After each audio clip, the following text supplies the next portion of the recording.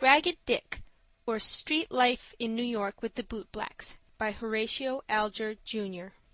Chapter 9. A Scene in a Third Avenue Car. The boys had just turned into Third Avenue, a long street, which, commencing just below the Cooper Institute, runs out to Harlem.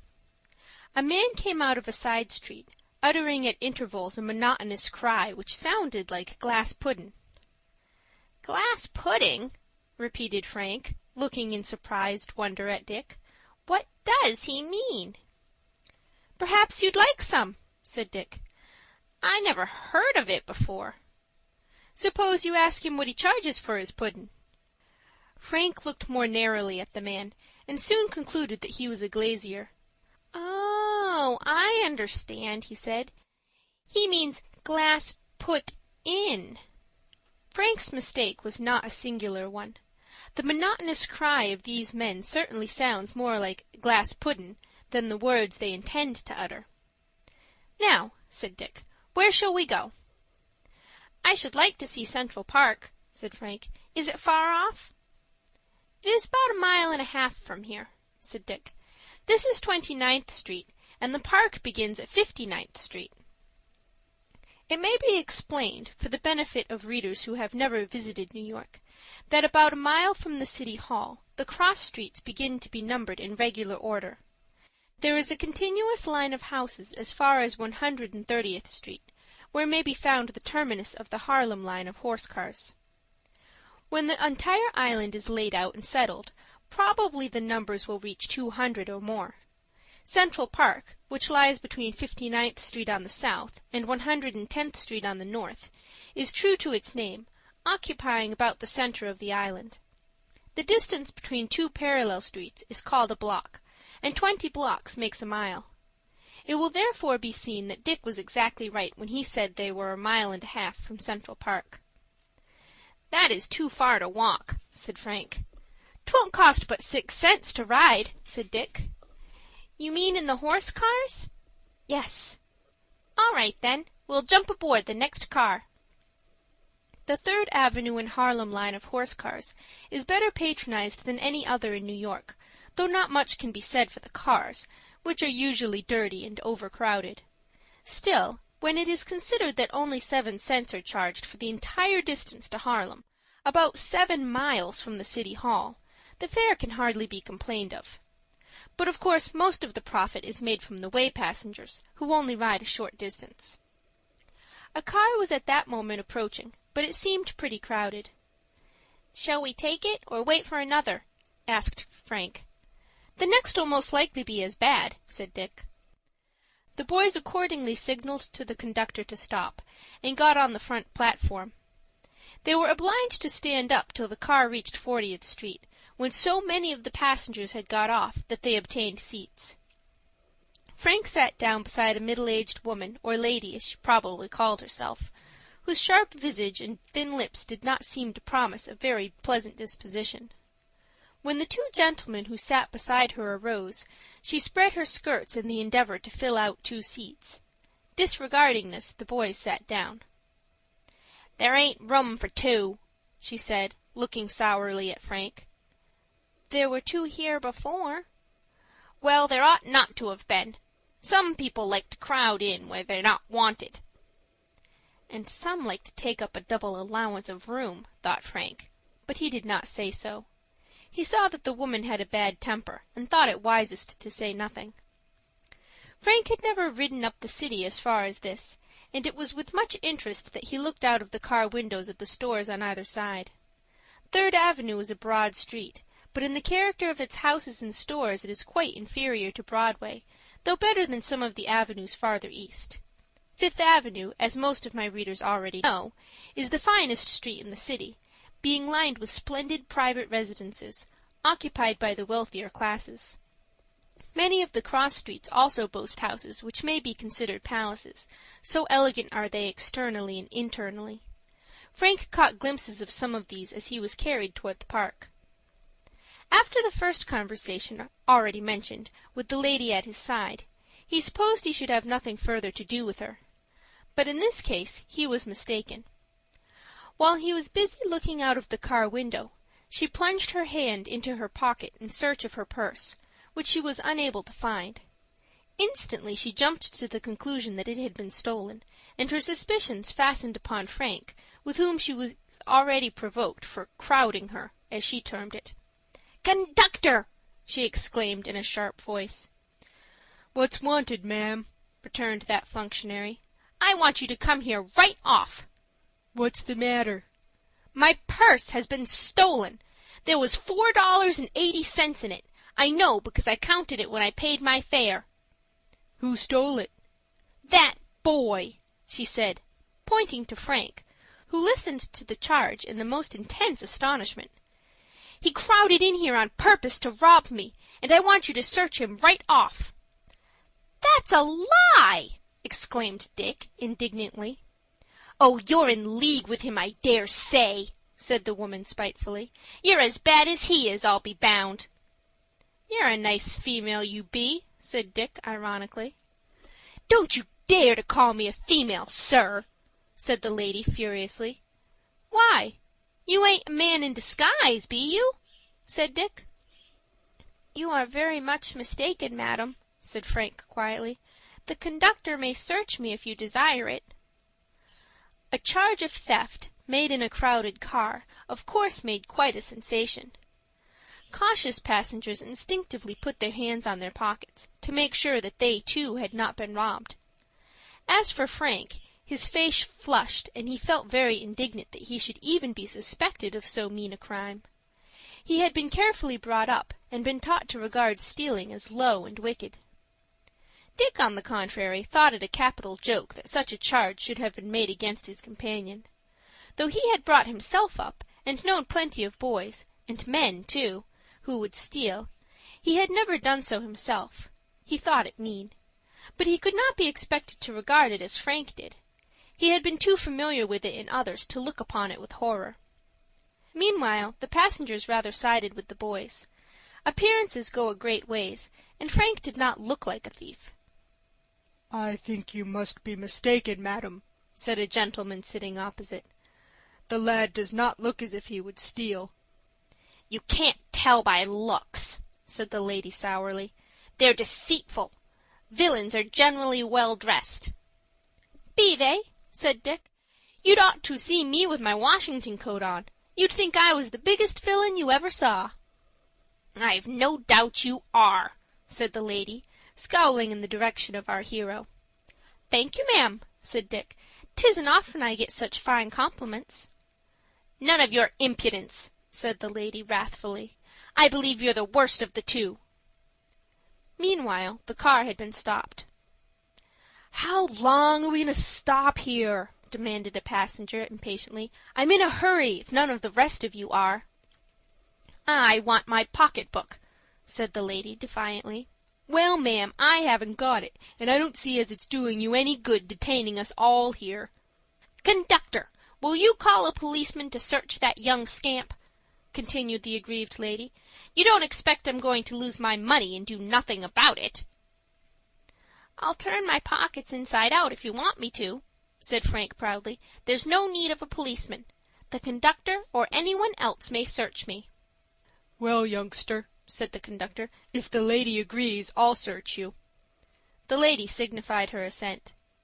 Frank accordingly turned his pockets inside out, but nothing was revealed except his own porte-monnaie and a penknife.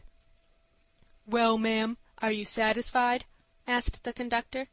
"No, I ain't," said she, decidedly.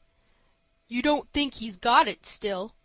"No, but he's passed it over to his confederate, that boy there that's so full of impudence." "That's me," said Dick, comically.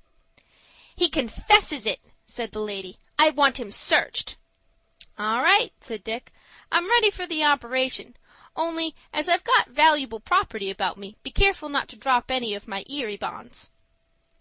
The conductor's hand forthwith dove into Dick's pocket, and drew out a rusty jackknife, a battered cent, about 50 cents in change, and the capacious pocketbook which he had received from the swindler, who was anxious to get back to his sick family in Boston. "Is this yours, ma'am?" asked the conductor, holding up the wallet, which excited some amazement by its size, among the other passengers. "It seems to me you carry a large pocket-book for a young man of your age," said the conductor. "That's what I carry my cash and valuable papers in," said Dick. "I suppose that isn't yours, ma'am," said the conductor, turning to the lady. "No," said she, scornfully. "I wouldn't carry round such a great wallet as that. Most likely he's stolen it from somebody else." "What a prime detective you'd be," said Dick. "Perhaps you know who I took it from." "I don't know but my money's in it," said the lady, sharply. "Conductor, will you open that wallet and see what there is in it?" "Don't disturb the valuable papers," said Dick, in a tone of pretended anxiety. The contents of the wallet excited some amusement among the passengers. "There don't seem to be much money here," said the conductor, taking out a roll of tissue paper cut out in the shape of bills, and rolled up. "No," said Dick. "Didn't I tell you them were papers of no value to anybody but the owner? If the lady'd like to borrow, I won't charge no interest." "Where is my money, then?" said the lady, in some discomfiture. "I shouldn't wonder if one of the young scamps had thrown it out the window." "You'd better search your pockets once more," said the gentleman opposite. "I don't believe either of the boys is in fault. They don't look to me as if they would steal." "Thank you, sir," said Frank. The lady followed out the suggestion, and plunging her hand once more into her pocket, drew out a small porte-monnaie. She hardly knew whether to be glad or sorry at this discovery. It placed her in rather an awkward position after the fuss she had made, and the detention to which she had subjected the passengers, now, as it proved, for nothing. "Is that the pocket-book you thought stolen?" asked the conductor. "Yes," said she, rather confusedly. "Then you'd been keeping me waiting all this time for nothing," he said, sharply. "I wish you'd taken care to be sure next time before you make such a disturbance for nothing. I've lost 5 minutes, and shall not be on time." "I can't help it," was the cross reply. "I didn't know it was in my pocket." "It seems to me you owe an apology to the boys you accused of a theft which they have not committed," said the gentleman opposite. "I shan't apologize to anybody," said the lady, whose temper was not of the best. "Least of all to such whipper-snappers as they are." "Thank you, ma'am," said Dick, comically. "Your handsome apology is accepted. It ain't of no consequences, only I didn't like to expose the contents of my valuable pocket-book, for fear it might excite the envy of some of my poor neighbors." "You're a character," said the gentleman who had already spoken, with a smile. "A bad character," muttered the lady. But it was quite evident that the sympathies of those present were against the lady, and on the side of the boys who had been falsely accused, while Dick's drollery had created considerable amusement. The cars had now reached 59th Street, the southern boundary of the park, and here our hero and his companion got off. "You'd better look out for pickpockets, my lad," said the conductor, pleasantly. "That big wallet of yours might prove a great temptation." "That's so," said Dick. "That's the misfortune of being rich. Astor and me don't sleep much for fear of burglars breaking in and robbing us of our valuable treasures. Sometimes I think I'll give all my money to an orphan asylum, and take it out and board. I guess I'd make money by the operation." While Dick was speaking, the car rolled away, and the boys turned up 59th Street, for 2 long blocks yet separated them from the park. Chapter 9. Chapter 10. Introduces a victim of misplaced confidence. "What a queer chap you are, Dick," said Frank, laughing. "You always seem to be in good spirits." "No, I ain't always. Sometimes I have the blues." "When?" "Well, once last winter it was awful cold, and there were big holes in my shoes and my gloves, and all my warm clothes was at the tailor's. I felt as if life was sort of tough, and I'd like it if some rich man would adopt me and give me plenty to eat and drink and wear, without my having to look so sharp after it. Then again, when I've seen boys with good homes and fathers and mothers, I've thought I'd like to have somebody to care for me." Dick's tone changed as he said this, from his usual levity, and there was a touch of sadness in it. Frank, blessed with a good home and indulgent parents, could not help pitying the friendless boy, who had found life such uphill work. "Don't say you have no one to care for you, Dick," he said, lightly laying his hand on Dick's shoulder. "I will care for you." "Will you?" "If you will let me." "I wish you would," said Dick earnestly. "I'd like to feel that I have one friend who cares for me." Central Park was now before them, but it was far from presenting the appearance which it now exhibits. It had not been long since work had been commenced upon it, and it was still very rough and unfinished.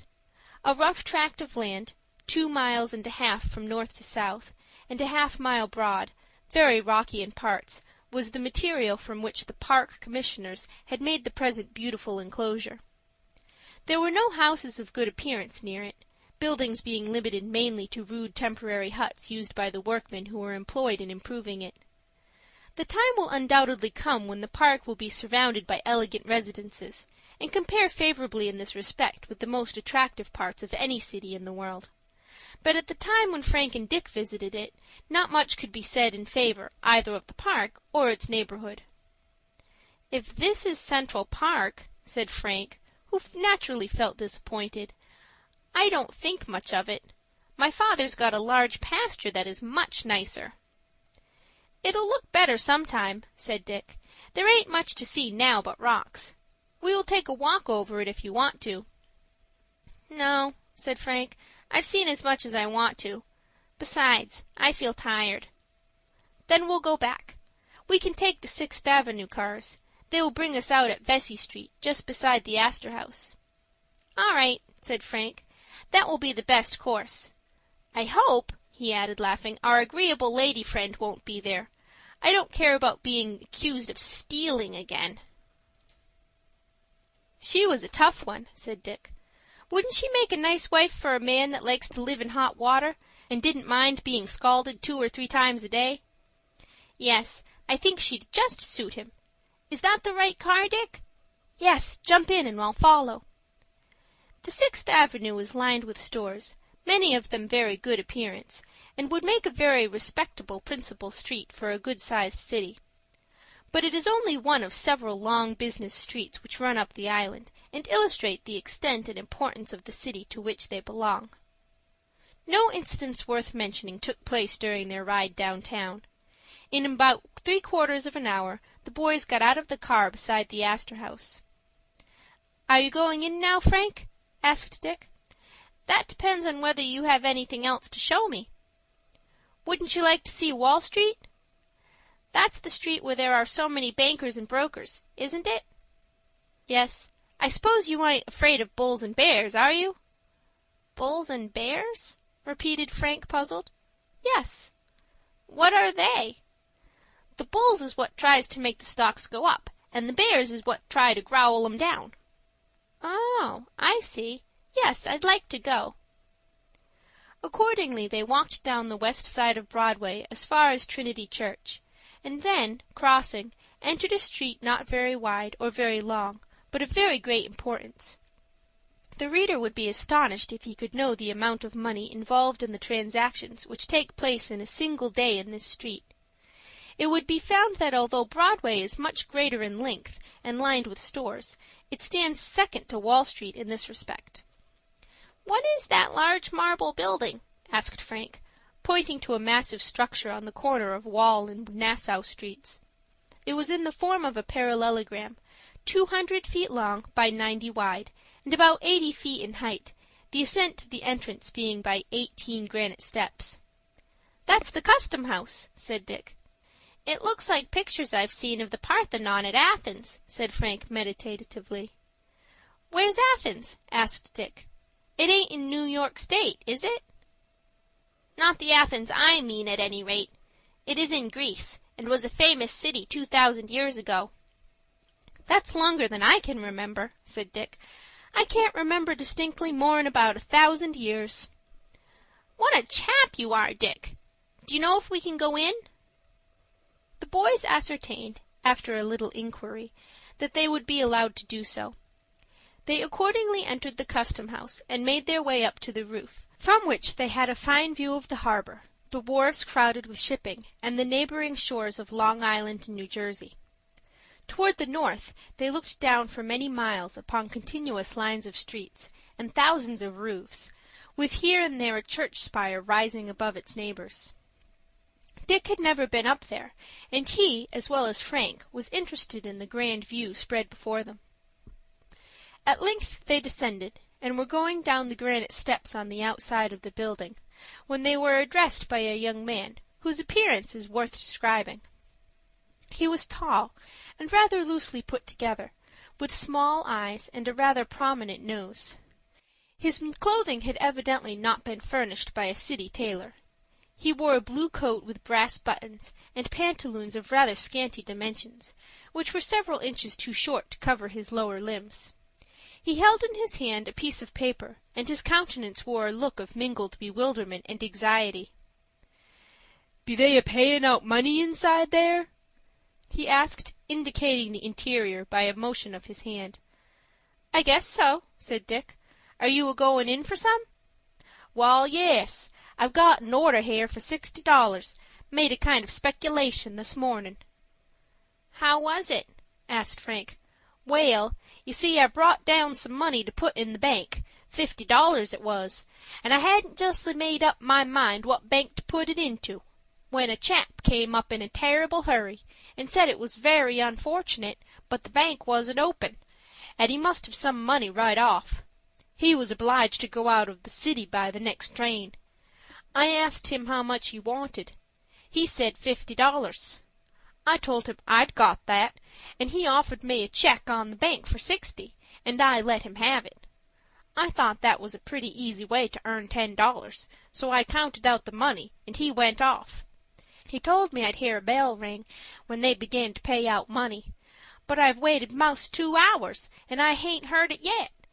I'd ought to be goin', for I told Dad I'd be home tonight. Do you think I can get the money now?" "Will you show me the check?" asked Frank, who had listened attentively to the countryman's story, and suspected that he had been made the victim of a swindler. It was made out upon the Washington Bank, in the sum of $60, and was signed Ephraim Smith. "Washington Bank?" repeated Frank. "Dick, is there such a bank in the city?" "Not as I knows on," said Dick. "Leastways, I don't own any shares in it." "Ain't this the Washington Bank?" asked the countryman, pointing to the building on the steps of which the three were now standing. "No, it's the Customs House." "And they won't give me any money for this?" asked the young man, the perspiration standing on his brow. "I am afraid the man who gave it to you was a swindler," said Frank gently. "And I won't ever see my $50 again?" asked the youth in agony. "I am afraid not." "What'll Dad say?" ejaculated the miserable youth. "It makes me feel sick to think of it. I wish I had the feller here. I'd shake him out of his boots." "What did he look like? I'll call a policeman, and you shall describe him. Perhaps in that way you can get track of your money." Dick called a policeman, who listened to the description, and recognized the operator as an experienced swindler. He assured the countryman that there was very little chance of his ever seeing his money again. Boys left the miserable youth, loudly bewailing his bad luck, and proceeded on their way down the street. "He's a baby," said Dick contemptuously. "He'd ought to know how to take care of himself and his money. A feller has to look sharp in this city, or he'll lose his eye teeth before he knows it." "I suppose you never got swindled out of $50, Dick?" "No, I don't carry no such small bills. I wish I did," he added. "So do I, Dick. What's that building there at the end of the street?" "That's the Wall Street ferry to Brooklyn." "How long does it take to go across?" "Not more'n 5 minutes." "Suppose we just ride over and back."